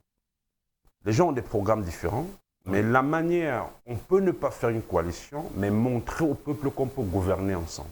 C'est aussi une façon de faire de la coalition. Aujourd'hui, à mon plus grand regret, j'ai l'impression, d'ailleurs, d'une de mes interviews à Paris, j'ai fait un appel en disant que l'opposition camerounaise doit savoir qu'elle a une responsabilité historique. Sur Télé Sud. Oui, tout à fait, sur Télé Sud. Tout à fait. Par rapport au peuple camerounais. Il faut absolument faire quelque chose. On ne peut pas aller en rang dispersé, comme je le vois. Mais ça ne veut pas dire que, en allant en rang dispersé, l'opposition ne vaut rien. Il faut que les gens comprennent. Dire que parce que l'opposition va en rang dispersé, ça veut dire qu'elle ne vaut rien, c'est faux. Dire aussi que la seule condition pour la victoire, c'est l'union de l'opposition, c'est faux aussi. C'est également faux. C'est également faux. D'accord. Donc je pense qu'il faut des discussions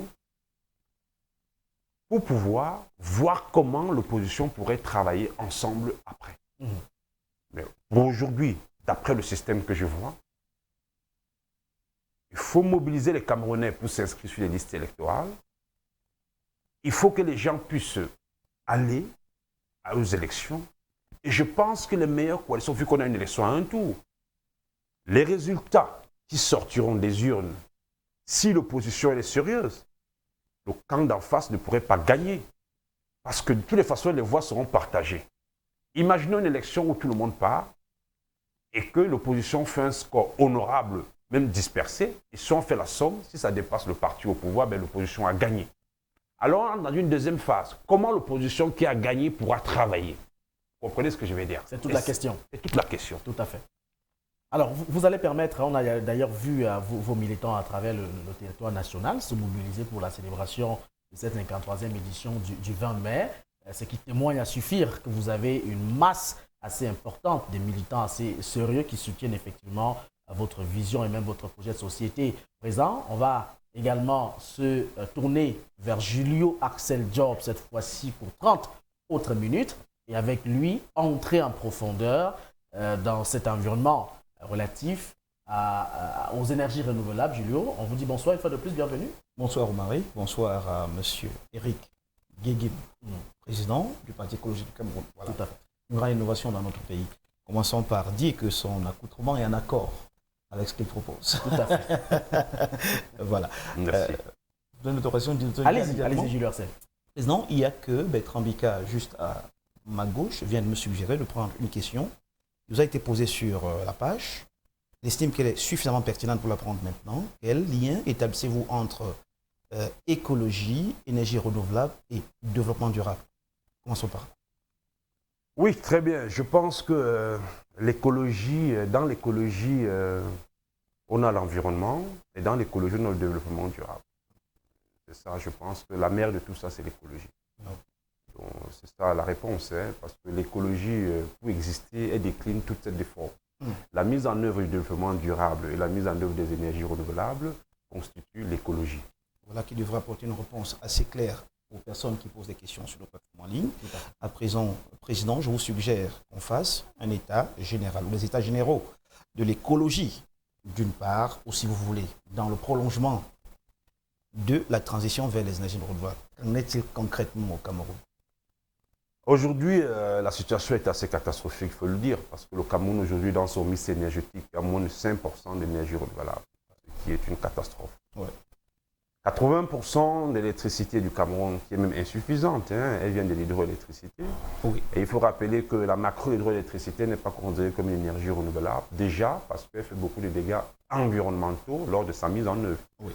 Vous voyez qu'il y a la destruction de la flore et de la faune lorsqu'on construit un barrage. Tout à fait. Donc le bilan carbone, le bilan d'un barrage hydroélectrique, tout à fait, c'est catastrophique. Je pense qu'on ne peut pas dire que c'est un projet écologique, surtout quand c'est la macro-hydroélectricité. Oui.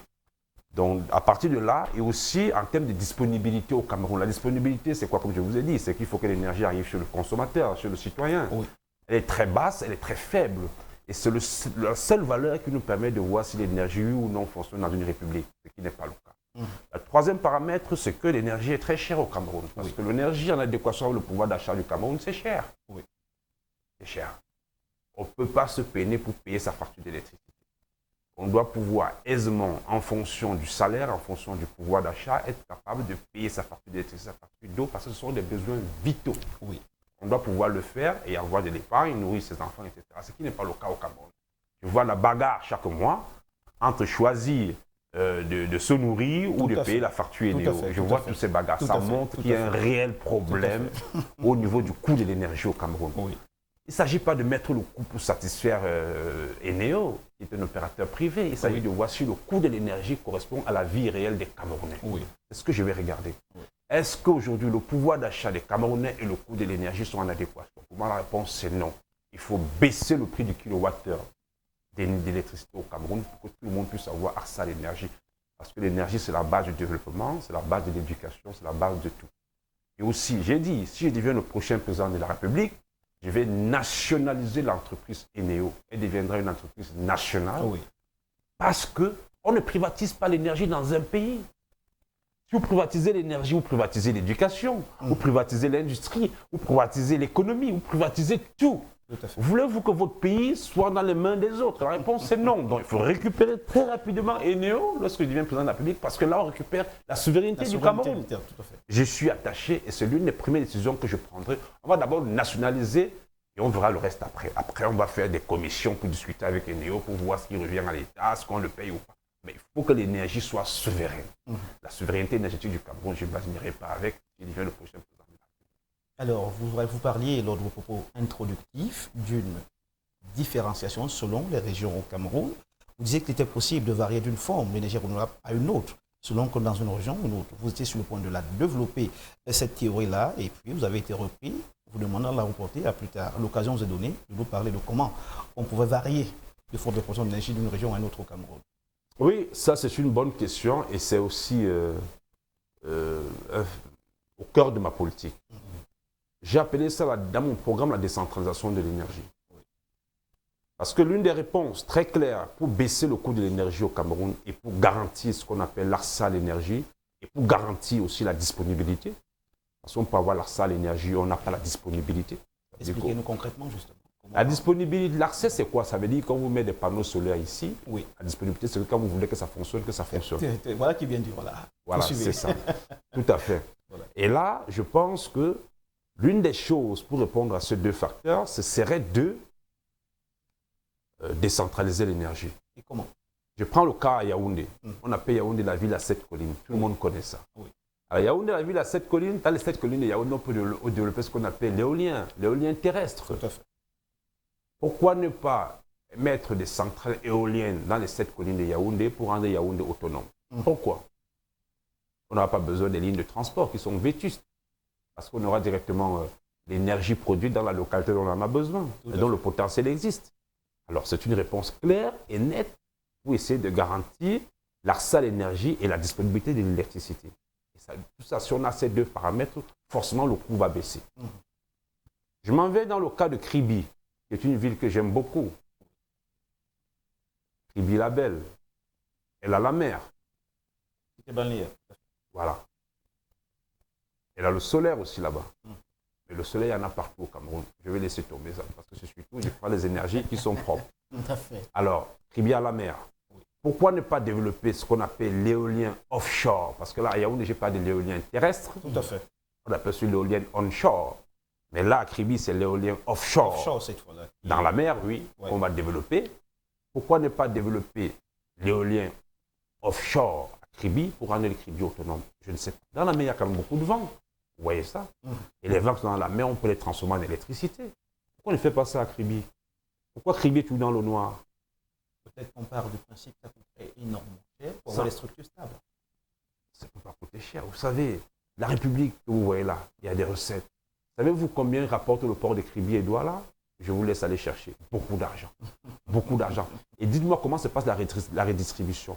Pour redistribuer la richesse dans un pays, il faut garantir 3 choses. il faut garantir l'accès à l'énergie, il faut garantir l'accès à l'eau, il faut garantir l'accès à la santé. Et je vais ajouter un quatrième pour l'éducation. L'éducation. Voilà les 4 trucs que le citoyen demande. Et ça, c'est ce que l'État doit financer. Si ce n'est pas financé, ça veut dire que les recettes sont utilisées par des personnes qui sont au détriment de l'intérêt commun. C'est ce que ça veut dire. Donc il y a de la corruption. C'est ce que ça veut dire. Et moi, je suis contre. C'est pour ça que je pense que pour implémenter ces projets, il y a beaucoup d'argent. Il faut juste affecter, comme je l'ai dit, l'argent là où l'enjeu collectif se trouve. C'est ce que je ferai. Ce serait la seule boussole de ma présidence. Affecter les moyens là où se trouve l'enjeu collectif. Tout à fait. C'est ça, c'est tout. Vous semblez... Vous voyez qu'à chaque fois, vous vous efforcez de vider nos questions de toute leur pertinence. Bravo à vous d'ailleurs. Mais vous semblez aborder ces questions sans tenir compte d'un paramètre essentiel, la pression exogène au Cameroun. C'est-à-dire vous êtes dans un aspect purement endogène, dans un contexte où, par exemple, les États-Unis d'Amérique sont retirés de la COP 21, alors qu'on sait combien ces nations-là polluent. La Chine également qui ne cesse de polluer, mais malheureusement, c'est l'atmosphère au niveau de l'Afrique qui est la plus endommagée. Comment rétablir les équilibres dans un contexte où nous ne passons pas véritablement à la pollution, mais nous subissons les effets des autres? Qu'est-ce que vous proposez comme politique pour pouvoir restaurer au minimum les équilibres? C'est une très bonne question. Je vous rappelle que j'ai été à plusieurs réunions du GIEC, le groupement international des experts sur le climat, où j'ai travaillé avec cette question que vous posez, c'est-à-dire l'Afrique est le continent qui n'a pas d'industrie, qui n'a pas du tout pollué, mais qui est fouetté de point fouet par les conséquences du dérèglement climatique. Tout à fait, vous avez raison. Alors ce qu'il faut faire, c'est que, un, il faut que l'Afrique prenne conscience. De deux, il faut que l'Afrique se développe, mais de manière durable. Parce que l'Afrique ne doit pas faire l'erreur que l'Europe l'a faite. Je connais très bien l'Europe. L'Europe aujourd'hui, elle a fait un mauvais choix de développement en choisissant les énergies fossiles. Donc aujourd'hui, elle n'arrive pas à assumer les conséquences. Nous, aujourd'hui, on n'a pas été industrialisés. C'est une chance. C'est l'occasion pour l'Afrique de faire les choix de développement durable avec les technologies propres afin de ne pas tomber dans ce dérèglement climatique dont l'Europe aujourd'hui est en train de subir.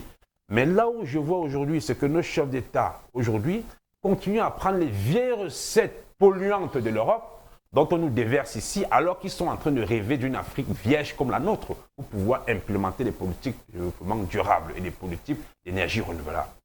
C'est ça la vigilance. Si je suis président de la République, il n'y aura aucun transfert d'anciennes technologies. L'Europe n'en veut plus, mais qui essaie de les mettre chez nous pour se débarrasser. Tout à fait. Alors qu'ils en rêvent d'une Afrique vierge pour pouvoir implémenter les solutions d'énergie renouvelable.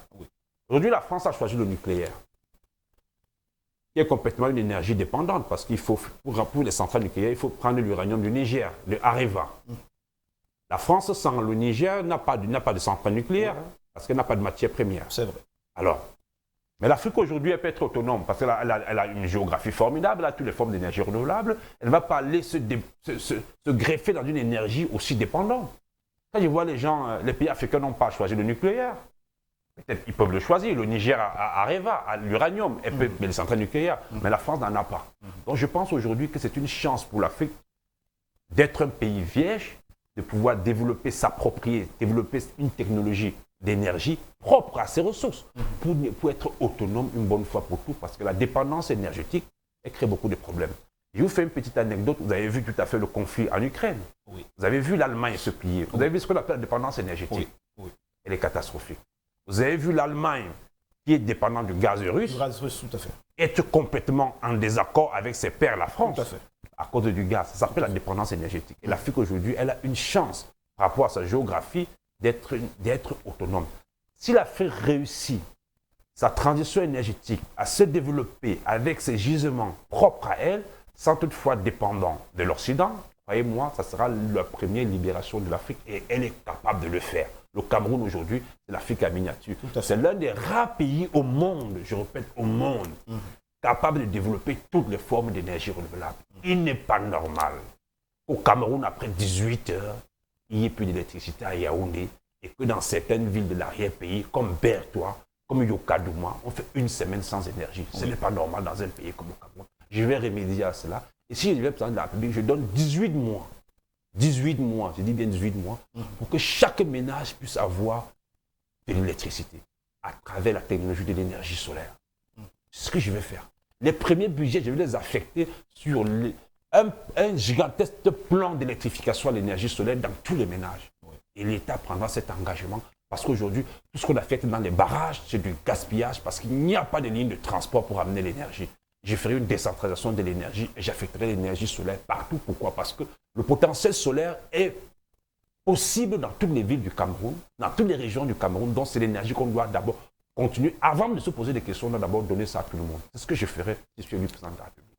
Alors, vous qui êtes un spécialiste de ces énergies renouvelables-là, y a-t-il pas d'effet inverse, d'effet pervers, si vous le voulez ainsi, de ces vastes chantiers de transition énergétique? Est-ce que l'énergie solaire, quelque part, n'a pas une rétroaction? Non, pas du tout. Et c'est ça, il n'y a pas d'effet négatif du solaire, voyez-vous, il n'y a pas du tout. Les gens me disaient, j'entendais souvent certaines personnes dire, avec le solaire, on ne peut pas alimenter une industrie. Quelle aberration. Je vous rappelle quelque chose en énergie. 100 MW de nucléaire égale à 100 MW d'hydroélectricité, égale à 100 MW de solaire, égale à 100 MW d'éolien. C'est absolument vrai. C'est la même chose. Ça, il faut le dire. Donc, quand les gens disent qu'on ne peut pas, ça me fait rigoler. Si vous avez besoin de 100 MW, vous avez besoin de 100 MW. Peu importe la source de production, il ne faut pas raconter n'importe quoi. Donc le solaire peut vraiment faire fonctionner tout au Cameroun. Tout, je dis bien tout. Il suffit d'installer la puissance disponible, ce qu'on a besoin en termes d'énergie. On convertit les kilowatts en kilowattheures. Ça, l'énergie. Tout à fait. Voilà. Alors, président Guéguine, dans cette dernière partie de notre échange, il est question clairement de vous expliquer aux Camerounais l'urgence absolue d'évoluer vers ces formes d'énergie-là. Permettez-moi de poser une autre question. Vous qualifiez l'Afrique, donc en l'occurrence le Cameroun, de chanceux ou chanceuse pour l'Afrique, ne pas avoir entamé de manière abusive sa transformation industrielle. Dans un contexte aujourd'hui où nous sommes obligés d'y aller, comment courir derrière une industrialisation sans dégrader, si vous voulez, l'atmosphère et l'ensemble de l'écosystème? Comment l'écologie peut se positionner comme un véritable levier? Parce qu'on a l'impression que vous, les écologistes, vous freinez le développement sans tenir compte du fait qu'on a l'obligation de courir vers celui-ci. Comment on fait concrètement dans un contexte de course effrénée à l'industrialisation avec les exigences écologiques? Merci pour cette question. Les écologistes adorent le développement, comme je l'ai dit. Ouais. Nous adorons le développement. Mais comme je l'ai dit, le développement durable, avec ce qu'on appelle une énergie propre. Une énergie propre est une énergie décarbonée. Le CO2 est un gaz à effet de serre. Tout à fait. Donc nous connaissons tous les conséquences. Le CO2 détruit la couche d'ozone. Et la couche d'ozone est celle qui nous protège contre le rayonnement ultraviolet. Donc personne ne peut supporter. Il n'y a plus de couche d'ozone, alors nous ne pouvons pas vivre sur Terre, parce qu'on ne peut pas supporter le rayonnement ultraviolet. Donc la seule couche qui nous protège, c'est la couche d'ozone. Et donc le CO2, qui est un gaz à effet de serre, détruit ça. La question est toute simple. Voulez-vous continuer dans une industrie que plus tard on saura qu'on va disparaître tous et que nos enfants ne verront peut-être pas le lendemain? La question qu'il faut se poser, la réponse est non. On aime la vie, on veut vivre, mais si on veut vivre, il faut diminuer ce qu'on appelle l'empreinte carbone. Il faut diminuer nos gaz à effet de serre. D'où il faut une technologie propre. On ne doit pas seulement produire pour produire. Vous voulez produire pour mourir. Vous prenez un médicament pour guérir, vous ne prenez pas pour mourir. Et c'est ça le problème des énergies fossiles. C'est qu'elles nous permettent de faire des choses, oui, mais pour mourir le lendemain. Les énergies renouvelables nous permettent de faire des choses, mais pour continuer à vivre. Le choix est très bien fait. C'est ça la différence des deux. Alors, question toute logique, suite logique. Vous parliez également de notre politique minière qui, selon vous, est catastrophique. Vous avez pris l'exemple de Berthois. Comment on exploite de manière efficiente, de manière performante, les mines sans endommager l'atmosphère? Déjà, l'État doit sortir une règle. On n'exploite pas les mines en utilisant le mercure. Ça, c'est quelque chose, moi je suis un homme du terrain. Ce que je vous parle, j'en ai vu. Je suis allé à Betario, à Berthois, j'ai eu les larmes aux yeux. Le Cameroun a longtemps fermé son exploitation minière. Aujourd'hui, il l'a ouvert, mais c'est très mal exploité. Ils font des trous qui ne referment pas, qui était une véritable catastrophe écologique et environnementale. La deuxième chose, c'est que pour exploiter rapidement les mines, ils utilisent le mercure. Pour que l'or s'agrippe là, sur du mercure, et ça leur permet de capter rapidement l'or. Mais le mercure pollue les terres. Il faut des décennies pour rendre la terre saine. Imaginez-vous, il y a des maladies qu'on va s'aimer sur cette terre. Les plantes vont absorber ce mercure, nous allons le consommer. Il y a des cours d'eau. Quand il pleut, le ruissellement du mercure contamine nos poissons. Que nous pêchons le kanga que moi j'aime bien, que nous tous nous aimons. Vous avez un kanga qui a consommé de l'eau où il y avait le mercure, vous avez le kanga dans votre ventre, vous avez le kanga dans votre sang, vous avez le kanga partout. Le mercure, pardon, partout. Tout à fait, oui. C'est une catastrophe écologique qu'il faut faire. Et ça vient de l'exploitation minière. L'État doit mettre des règles strictes, c'est ce que je ferai. Je regarderai, vous savez, je regarderai exactement interdiction formelle d'exploiter les mines du Cameroun avec du mercure. Parce que le mercure va se retrouver dans nos assiettes. Qui de nous peut prendre le mercure et manger? La réponse est non. Tout à fait. Mais là, vous allez manger indirectement le mercure, puisque quand il pleut, le ruissellement du torrent et tout entraîne ce mercure vers la mer.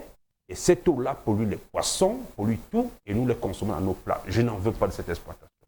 C'est pour ça que je dis que si je deviens le président de la République, je vais être très exigeant sur la question de l'exploitation minière. Alors, Président, quel conseil? C'est vrai que vous me direz qu'ils sont tous vos concurrents, mais comment intégrer aujourd'hui de manière efficace les politiques écologiques dans les programmes politiques d'autres hommes politiques? Que leur donneriez-vous comme conseil concret? Ben, je leur dirais, écoutez, c'est une très bonne question. Je leur dirais tout simplement que l'écologie, aujourd'hui, on n'a pas le choix. Je pense que l'Afrique aujourd'hui a longtemps mené des politiques importées, dans les choses des autres.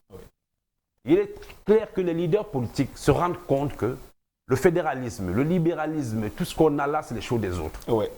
La politique que nous connaissons, nous, par essence, depuis que l'Afrique existe, c'est la politique écologiste. Il faudrait qu'on soit juste en disant on s'est trompé et de temps en temps, on se met sur la table, on voit, moi je suis ouvert, moi je n'ai aucun problème à cela. Parce que je dis, tout le monde connaît. Je sais pas, quand je parle environnement, quand je parle traitement des eaux, je parle de délestage avec vous, tout le monde comprend ce que je dis. Tout à fait. Tout le monde comprend, parce que c'est les problèmes de tous les jours. C'est ça l'écologie, c'est notre vie quotidienne. Donc, je demande aux autres leaders de venir et qu'ensemble on puisse regarder les programmes, assainir les choses, modifier les choses. Ils n'est pas forcément tout mauvais. Mais je pense qu'il faut une dose d'écologie, une dose de développement durable dans ces programmes politiques pour qu'on soit en adéquation avec la jeunesse d'aujourd'hui pour privilégier encore les emplois de demain. Vous parlez justement de jeunesse et il faut pouvoir le dire. Ceux qu'on a écoutés par exemple à l'antenne, c'est sont jeunes, mais des jeunes d'un certain standard, qu'on le veuille ou non, rentrons. Permettez cette expression, la populace. Quel discours utiliserez-vous pendant cette période de campagne pour intéresser les jeunes davantage à la chose écologique? Oui, déjà, moi je rencontre beaucoup de jeunes qui me suivent, hein, même dans les réseaux sociaux, et j'ai beaucoup de questions, et les jeunes sont très passionnés, et ils comprennent bien ce que je fais, et ils ont envie d'être comme moi, parce que je vois très bien les jeunes qui me suivent. Mais ce que je leur dis aux jeunes aujourd'hui, c'est de comprendre que l'Afrique, c'est l'Afrique, et que ce qu'on voit, la politique des autres ne peut pas être importée chez nous. Et que si on veut développer l'Afrique ensemble, la jeunesse doit comprendre qu'elle a un rôle important et clé à jouer. Et si elle doit jouer ce rôle, elle doit le jouer de manière singulière. Le monde est en compétition. Les nations sont en compétition. Ce n'est pas la France qui va venir dire au Cameroun, voilà ce qu'il faut faire qui est bien pour toi. Dans une salle de classe, c'est comme ça. Chacun étudie sa part. Le secret que le premier a, il ne vient pas te dire. Je vais dire, il étudie bien ses matières, il étudie bien la nuit ou le matin, j'en sais rien. Il garde ça pour lui. Donc, nous, on doit savoir que nous devons entre nous travailler pour essayer d'améliorer nos conditions de vie. Et aucune nation ne viendra nous aider parce que les nations sont en compétition. Les continents sont en compétition. Et lorsqu'un continent vient nous voir pour nous faire semblant de nous aider, c'est qu'il a besoin de nous pour faire autre chose. On l'a vu avec la guerre entre l'Ukraine et la Russie. On a vu un peu ce qui se passe. On avait besoin de l'Afrique parce qu'on voulait qu'elle pèse d'un côté ou dans l'autre. Heureusement que beaucoup d'États ont fait la neutralité en disant que ça ne nous concerne pas ce problème. Et d'ailleurs, c'était bien fait. Donc c'est un peu comme ça avec la jeunesse aujourd'hui. Les jeunes aujourd'hui doivent adhérer massivement à l'écologie parce que j'apporte des réponses claires et sincères à leurs problèmes. Les jeunes ont les problèmes de chômage. L'écologie crée ce qu'on appelle les emplois d'avenir. Les jeunes ont les problèmes de pouvoir d'achat, ils n'ont pas d'argent. Si on travaille, on a de l'argent. Les jeunes ont des problèmes pour se soigner, de maladies. Si on applique des politiques écologistes, d'abord on prévient les maladies, parce qu'on mange mieux. Et si on mange mieux, ça veut dire qu'on tombe moins malade. Si on mange bio, ça veut dire qu'on a des anticorps qui se développent bien, donc on est moins malade, donc tout ça est lié. Donc je pense que Et je vois beaucoup de jeunes qui sont là. Les jeunes ont des problèmes de concours. Et moi, je mettrais sur pied ce qu'on appelle la parité. Qu'est-ce qui explique que certaines familles peuvent entrer à l'ENA mais pas d'autres? Pourquoi un enfant orphelin qui a perdu son père et sa mère de naissance, il doit être condamné à ne jamais accéder à l'ENAM? Je n'accepte pas ça. Il faut soutenir l'école publique, il faut remettre sur pied des bourses. Les bourses, c'est quoi? C'est du tirage au sort. Il faut que de temps en temps, des enfants défavorisés, des enfants orphelins puissent aussi devenir être ministres de la République. Et pour cela, il faut de temps en temps des concours, des loteries, des égalités de chance, c'est ça. Sinon, c'est le establishment qui confisquera tout. C'est les fils du ministre qui deviendront aussi ministres parce qu'ils ont fait des écoles privées au détriment de l'école publique, alors que l'école privée coûte très cher. Je ne veux pas ça de mon Cameroun. Je veux l'école de l'égalité des chances. Je veux financer les services publics. Je veux financer les universités d'État publiques. Parce que c'est là où le pauvre y va. Si un enfant ne peut plus rêver dans un pays, il n'y a plus de pays. Les jeunes doivent rêver, partir de rien et dire je n'étais rien mais je suis ministre aujourd'hui. Il ne faut pas que ce soit les mêmes chaque fois. Et ça, il faut prôner ce qu'on appelle l'égalité de chance. Et on le trouve dans le service public. Alors, Président, je vous permettrai certainement de sortir par là, passer deux dernières questions. Et on va sortir légèrement de l'écologie parce que vous semblez avoir apporté des réponses à nos questions. Parlons à présent de l'homme, candidat président que vous êtes, candidat à l'élection présidentielle, de mémoire de journaliste. Les écologistes ne se sont pas souvent ici à ce rang-là. Vous l'avez d'ailleurs vous-même dit, très souvent, ils sont dans le Parlement, à la conquête des sièges au Parlement et dans les municipalités. Vous essayez une telle aventure au Cameroun, quelque chose de tout nouveau. Est-ce que vous y croyez concrètement? Ou alors vous préparez simplement les élections locales prochaines? Non, moi j'y crois fermement. J'y crois fermement. Je sais que je suis le candidat mieux placé pour gagner l'élection présidentielle. Ça, je le sais. Je le sais parce que je vois la jeunesse s'identifier à moi. Je suis allé au défilé du 20 mai. J'ai vu toute la mouvance des jeunes autour de moi, autour de l'écologie. Et là où je me suis retrouvé, j'ai vu des jeunes prendre des initiatives pour soutenir notre projet. Être président de la République, c'est pouvoir apporter des solutions concrètes aux citoyens dans les domaines où ils sont demandés. Être président de la République, c'est être dévoué complètement à son pays, sans être égoïste, sans penser à soi-même ni à sa famille. Être président de la République, c'est d'apporter des solutions nouvelles qui s'adaptent à la vie inclusive.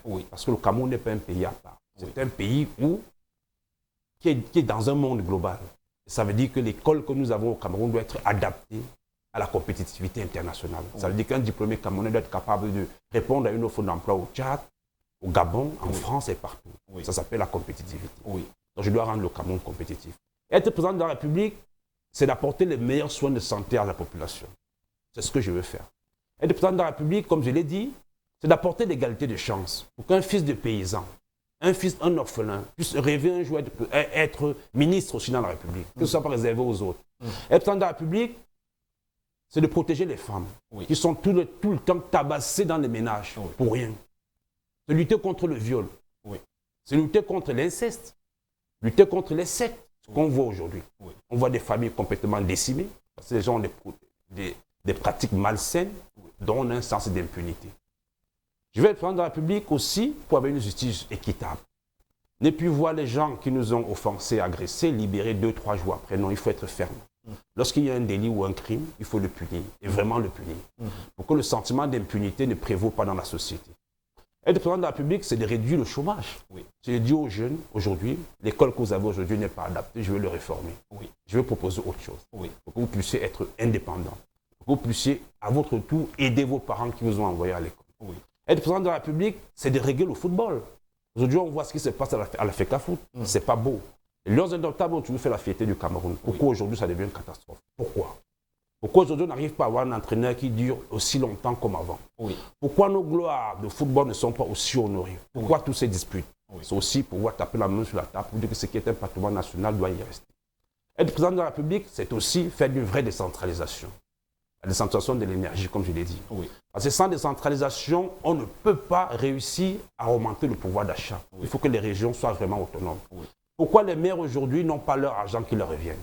pourquoi la décentralisation, elle est là, mais les comptes des mairies ne sont pas alimentés. Tout à fait. Pourquoi? Pourquoi ils vont-ils travailler? C'est aussi pouvoir mettre en œuvre totalement les lois et les décisions qui sont prises. Et le président de la République, également, c'est de pouvoir servir son pays sans toutefois penser à soi-même ni à sa famille. C'est-à-dire faire des choses parce qu'on veut un Cameroun meilleur. Être président de la République, c'est aussi défendre son pays à l'international. C'est aussi prendre les décisions courageuses. Oui. Dire une fois que la guerre du Nozo a trop duré. Oui. Trop de morts. Oui. Maintenant, c'est terminé. Oui. On va passer à autre chose. On va arrêter la guerre. Oui. La guerre de Boko Haram dans le nord, c'est de dire que maintenant, ça suffit. On va s'asseoir, on va discuter. Oui. Parce qu'à un moment, quand il y a des conflits, à un moment, ça finit toujours autour d'une table. Oui. Le conflit du nord-ouest, ça n'a plus lieu d'être. Il faut s'asseoir, il faut discuter. Il faut voir ce qui ne va pas. Il faut le régler. Nous sommes tous Camerounais. On ne peut pas laisser que les gens continuent à mourir. Ils se regrettent. C'est ça aussi la responsabilité du président de la République. Oui. Prendre des décisions graves. Oui. Dire à nos soldats, vous avez été vaillants. Pendant plus de 5 ans, 10 ans, vous avez lutté contre Boko Haram. Vous avez lutté contre la guerre du Nord-Ouest. Maintenant, ça suffit. Oui. Trop de veuves, trop d'enfants orphelins. Maintenant, ça suffit. On s'assoit, on discute, on voit ce qu'il faut faire. Il n'y a qu'un seul Cameroun. Un seul Cameroun. Oui. Donc, on doit pouvoir discuter autour de la table. Voilà ce que je propose. Voilà ce que je vais faire si je suis élu président de la République. Je vous donne l'occasion, vous, candidat, certainement bientôt élu président de la République, parce que vous avez un discours très séducteur, de parler au peuple camerounais, dans cette caméra juste derrière moi. Vous avez 2 minutes pour vous adresser à ce vaste peuple. Je vais dire au peuple camerounais, n'ayez pas peur. N'ayez pas peur du changement, parce qu'aujourd'hui, notre pays a un tournant historique. Soyez courageux, inscrivez-vous sur la liste électorale, allez voter. Votez le parti écologique, nous avons des réformes importantes. On va les mettre en œuvre, rien ne nous empêchera. Je vous dis, n'ayez pas peur, parce que j'ai discuté avec le président Paul Biya, que je pense qu'il est le premier écologiste, parce que si je retourne au Cameroun, c'est parce que lui-même, il a épousé cette valeur de l'écologie. Donc, lui-même, il sait très bien que l'écologie est importante. J'ai dit, je passe ça à tous les Camerounais pour lui dire qu'il est rassuré, il sait que l'écologie est importante. Je vais aussi dire aux Camerounais, n'ayez pas peur, parce que ce changement dont nous voulons tous, nous devons le faire ensemble. Levez-vous, votez et exprimez-vous. Rien n'arrivera. Il n'y aura rien. Il n'y aura pas de guerre. L'écologie, c'est la transition pacifique. Parce que depuis que nous sommes là, vous voyez que le climat politique est apaisé. Nous avons défilé le 20 mai. Les autorités eux-mêmes savent que l'écologie est importante. C'est pour ça que les portes nous sont ouvertes et nous allons porter votre voix pour que nous fassions ensemble ce changement écologique si nécessaire pour notre cher et beau pays. Président Gagim, c'est vrai, vous avez été assez bref dans votre message, mais permettez que je vous pose cette toute dernière question après avoir fait cette interpellation. Vous garantissez encore dans cette caméra au Camerounais que vous serez candidat alors qu'on sait que vous n'avez pas la capacité d'investir un candidat à une élection présidentielle? Je serai candidat à l'élection présidentielle parce qu'il y a une voie qui est assez importante et me permet de faire la campagne, c'est de collecter les 300 signatures qu'on en a besoin pour être candidat. J'en ai déjà quelques-unes. Oui. Je dis quelques-unes, je ne disais pas encore sur le papier parce que c'est pas que les me le donnent, mais je rencontre exactement toutes les personnes capables de me donner ces signatures et son promoteur. Et cette voie me permet, pourquoi je l'ai choisi? Non seulement parce que je veux que la bannière écologiste puisse exister dans l'élection présidentielle. Tout à fait. Et en deuxième lieu, ça me permet de faire campagne. Oui. On ne peut pas gouverner un pays qu'on ne connaît pas. Tout à fait. Et en cherchant mes signatures, je sillonne l'ensemble du territoire camerounais. Au jour d'aujourd'hui, je peux vous dire, je comprends et je connais encore mieux les Camerounais qu'avant. Et chaque jour, je comprends et je connais encore mieux les Camerounais. Donc ces 300 signatures, nous les cherchons, nous les aurons. Parce que, in fine, la vraie justice, c'est le peuple. Si le peuple me donne les 300 signatures, personne ne m'empêchera d'être candidat à l'élection présidentielle. Et vu les langues qui s'y est, je suis convaincu, je leur remercie déjà, que je serai candidat à l'élection présidentielle. Je ne les décevrai pas. La Constitution le prévoit d'ailleurs, Président Gagim. Merci pour ce bel entretien. C'est moi qui vous remercie de m'avoir invité. Éric Blaise Gagim, président du Parti écologique du Cameroun. On vous dit merci. Merci d'être passé sur le plateau de 90 minutes en face en cette édition exclusive. C'est moi qui vous remercie de m'avoir invité. Je suis toujours très honoré d'être sur un de vos plateaux. 90 minutes, ça passe très vite. On ne voit pas le temps s'égrener. Julien Arcel-Diop également, vous merci. Merci beaucoup. Merci d'être Bika.